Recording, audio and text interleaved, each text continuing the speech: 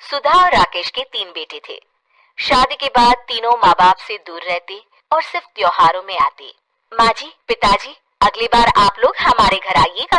अरे नहीं बहू, सब यही आ जाते हैं तो घर खिला खिला लगता है। हाँ बहू, तू हमेशा बुलाती है तो जरूर आएंगे तेरे पास भी। हाँ हाँ, दीदी का घर बड़ा जो है, सब कुछ आपने शादी के बाद दीदी को ही तो दे दिया था। हमें भी दिया होता तो हम भी बड़ा घर लेते। क्यों सुनील? अरे नहीं नहीं, पापा ने सबको एक बराबर ही दिया है। छोटी बहू, क्या चाहिए तुम्हें, बोलो। वो आपके सोने की चेन वाली घड़ी है ना, वो अगर आप मुझे, तभी वहाँ मजली बहू भी आ जाती है। और मुझे ना आपका मंगलसूत्र कितना लंबा, सुंदर और भारी भी है। अरे हाँ हाँ, तुम दोनों को ही दूंगी बहू, चिंता न करो। चलो अब खाना लगाओ, खाना खाया जाए। सभी मिलकर खाना खाते हैं कि पड़ोसन आ जाती है। अरे सुधा बहन, थोड़ी चीनी तो देना, घर में शक्कर नहीं है और मेहमान सर पर बैठे हैं। अरे छोटी बहू, चाची को शक्कर तो दे दो। अरे मछली दीदी, आप दे दीजिए ना, मैं यहाँ कम आती हूँ तो मुझे पता ही नहीं है कि सासू माँ सारी चीजें कहाँ रखती है। और तुम, मैं कौन सा यहाँ रोज शक्कर फाँकने के लिए आती हूँ, मुझे भी नहीं है पता। तभी बड़ी बहू हाथ में चीनी की कटोरी लेकर आती है। चाची, शक्कर। आप लोगों का बड़ा सहारा है माँ जी और पिताजी को, वरना हम लोग तो यहाँ रहते ही नहीं।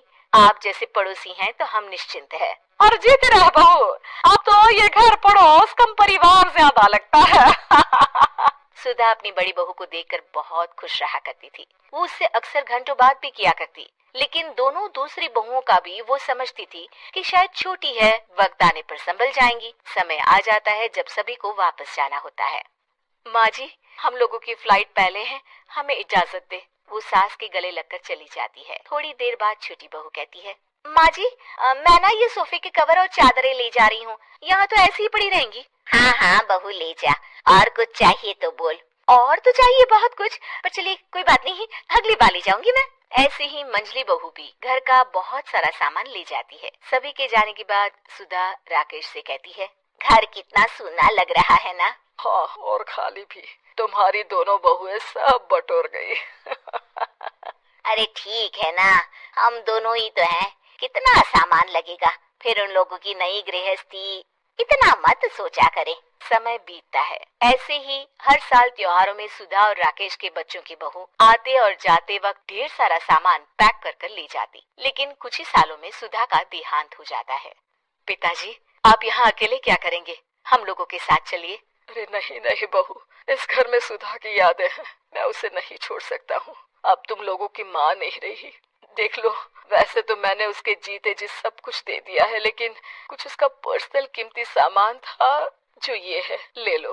सामान में होती है एक घड़ी और एक मंगलसूत्र। माँ जी ने कहा था कि वो ये घड़ी मुझे देंगी। हाँ हाँ पिताजी, माँ ने सबके सामने ये घड़ी सरिता को देने के लिए कहा था। उठा लो सरिता माँ की घड़ी। अब क्या था, छोटी बहू फट से घड़ी उठा लेती है। और पिताजी, ये मंगलसूत्र तो माँ ने मुझे ही देने को कहा था, याद है ना। वो सभी की ओर इशारा करती है। तू भी ले ले ये हार बेटा, कोई बात नहीं। मंजली फटाक से हार उठा लेती है। ससुर बड़ी बहू की तरफ देखते हैं। तुझे क्या दूं बेटा? पिताजी, माँ ने एक चीज मेरे लिए भी रखी है।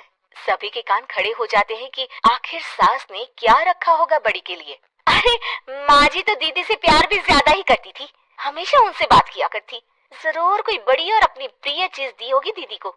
और देख लेते हैं ना, वरना तो हम भी बराबर का बंटवारा करेंगे। हाँ हाँ, कर लेना बंटवारा। लेकिन बड़ी बहू बताओ तो, सुधा ने क्या रखा है तुम्हारे लिए? अभी तो हम लोग यही हैं पापा जी, जब जाने लगेंगे तो बता दूंगी। बड़ी बहू के मुंह से ये बात सुनकर बाकी दो बहुएं सोचने लगती हैं कि आखिर क्या है जो दीदी को सासू माँ देकर गई है। दीदी, ऐसा तो नहीं ना कि पूरे घर का आधा हिस्सा माँ बड़ी भाभी को देकर गई हो। तभी वहाँ ससुर आ जाते हैं। नहीं नहीं, ऐसा कुछ नहीं है, मकान तो तुम तीनों का बराबर से है। देखो, बड़ी बहू से तुम्हारी सास ज्यादा जुड़ी थी, न जाने क्यों घंटों बात किया करती थी, पता नहीं क्या देकर गई है उसे। और ससुर जी, आपको क्या पता, चालाकी से पूरे घर के पेपर में साइन करवा लिए हो, या फिर कोई छुपा गहना। आखिर मकान पूरा तो आपने सासू माँ के नाम ही कर रखा था ना। अब घर में ये सस्पेंस बन जाता है कि आखिर बड़ी बहू क्या लेकर जाएगी। फिर वो दिन भी आ जाता है जब बड़ी बहू के जाने का समय हो जाता है। बेटा, परसों तुम चली जाओगी, बताया नहीं माँ ने तुम्हें क्या दिया? घड़ी और हार जो बेशकीमती था और तुम्हारी सास को सबसे ज्यादा प्रिय था, उसका तो बंटवारा भी हो चुका है। अब तुम्हारी बारी। हाँ पिताजी, आज मैं ये बात बताने ही वाली थी। माँ ने मुझे उससे भी बेशकीमती चीज दी है और वो है आप। आपसे अधिक प्रिय उन्हें कुछ नहीं था। माँ चाहती थी कि आप मेरे साथ रहें। चलिए पिताजी। बेटा, मेरे पास तो कोई पेंशन भी नहीं है और ना ही कोई प्रॉपर्टी। लेकिन आपके पास संस्कार है पिताजी, जो मेरे बच्चे आपसे लेंगे। तो आपको ले जाने पर स्वार्थ ही है मेरा। चलिए ना पापा। सभी के सामने पिताजी बड़ी बहू और बेटी के साथ उनके घर चले जाते हैं।